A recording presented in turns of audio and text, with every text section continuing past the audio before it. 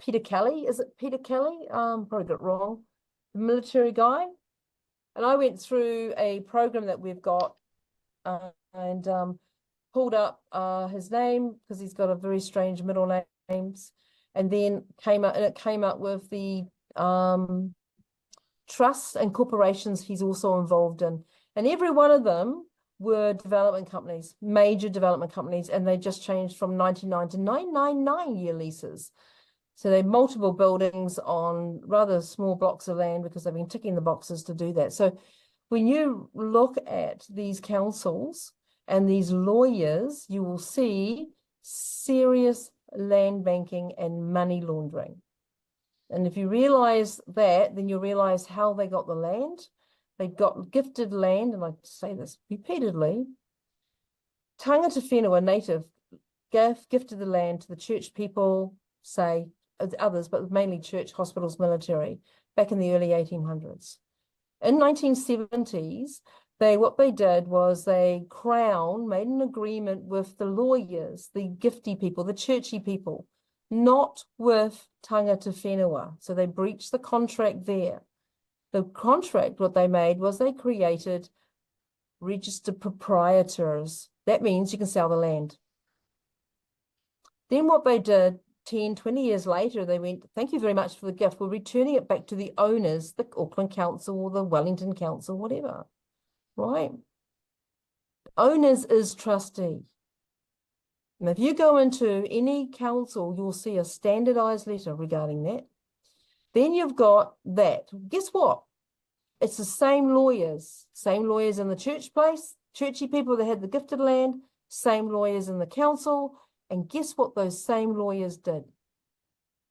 They sold the land to the development company that they owned. And how do they get the development companies and the building companies? Guess where?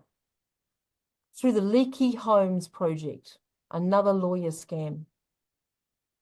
So if you think that, whatever we're doing is wrong, that's the most simplest way that I can point out to you how they've acquired everything and what they're doing. They're planting houses. They've created an event called Not Enough Houses and Poverty, and we need houses. You've got more and more people being kicked out of their homes, and yet they're building houses which will burn down if you just sneezed on them.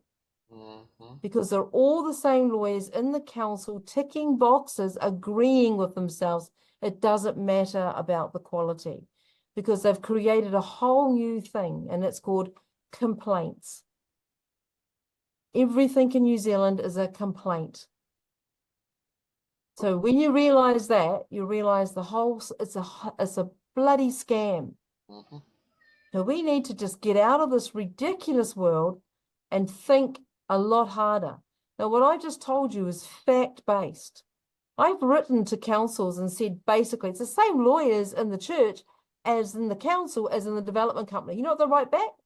Oh, that's a scandalous allegation. And then what they do is they suddenly create a trust. 4,500 houses were built in Wesley College, and just outside Pukekohe, Kairata, 4,500. At just under $1 million a pop, and 60% of them, when I checked last, were all in foreign interest. Just under $1 million, foreign interest. So there's rates they're making out on that and what they made out on that deal, right? Now they're building another 4,500 on the other side. Look at the money they're making. That's laundering.